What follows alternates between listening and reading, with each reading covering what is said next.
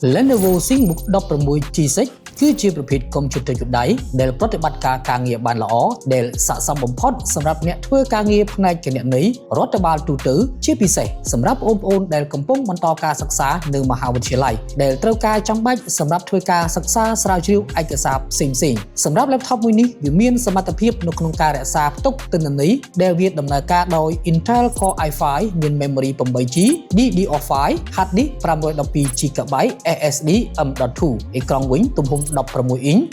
WUHA បើនិយាយពីកម្លាំងថាមពលយើងអាចប្រើប្រាស់បានរហូតដល់3ម៉ោងមានពណ៌ប្រផេះរូបរាងមើលទៅរាងស្ដើងល្មមងាយស្រួលនៅក្នុងការដាក់តាមខ្លួនអាចយកទៅធ្វើការនៅខាងក្រៅបានផងដែរទម្ងន់វិញត្រឹមតែ 1.7 គីឡូក្រាមតែប៉ុណ្ណោះកាន់តែពិសេសនោះ laptop មួយនេះក៏មានការធានាជូនរយៈពេល1ឆ្នាំអាចរកទិញបាននៅក្នុង app i Electronic ឬក៏ក្រុមហ៊ុន i Electronic ដែលមានអាសយដ្ឋាននិងលេខទូរស័ព្ទដូចខាងក្រោម